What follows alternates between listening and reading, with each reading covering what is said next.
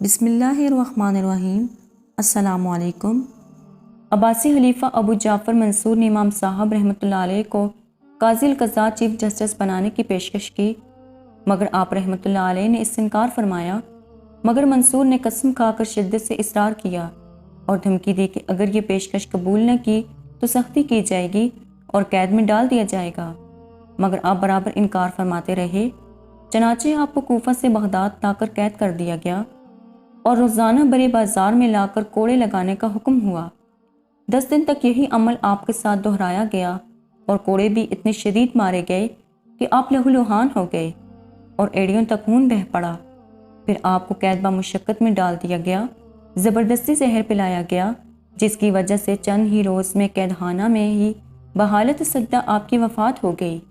دراصل خلیفہ منصور کو یہ شبہ ہو گیا تھا کہ خانوادہ اہل بیت کے قائد ابراہیم بن عبداللہ کی بصرہ کے علاقے میں حکومت کے خلاف بغاوت میں امام صاحب کی تائید بھی شامل ہے۔ اسی پر براہ فروختہ ہو کر منصور نے امام صاحب کے ساتھ یہ ظالمانہ برتاؤ کیا۔ آپ کی وفات کی خبر سے پورے بغداد میں کہرام مچ گیا، ہر طرف رنج و غم کے بادل چھا گئے۔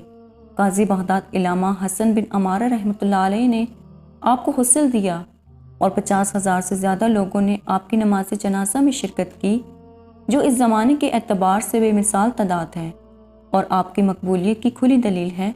مجمع کی کثرت کی وجہ سے 6 مرتبہ جنازے کی نماز پڑھی گئی۔ آپ نے وفات سے قبل وصیت کی تھی کہ مجھے کسی ایسی جگہ دفن نہ کیا جائے جس کے حذف ہونے کا شبہ ہو۔ چنانچہ بغداد میں مقبرہ حیزران میں آپ کی تدفین عمل میں آئی۔ آپ کی وفات کا واقعہ 150 ہجری میں پیش آیا۔ اس وقت آپ کی عمر مبارک 70 برس تھی۔ وفات کی اطلاع ملنے پر فقیہ مکہ علامہ ابن جریر رحمۃ اللہ علیہ نے افسوس کا اظہار کرتے ہوئے ان اللہ پڑھی اور فرمایا کہ کیسا عظیم علم رخصت ہوا، اور محدث جلیل امام شعبہ رحمۃ اللہ علیہ نے ان اللہ پڑھتے ہوئے فرمایا کہ کوفہ سے علم کی روشنی بجھ گئی، اب کوفہ والے اس جیسی شخصیت کبھی نہ دیکھیں گے۔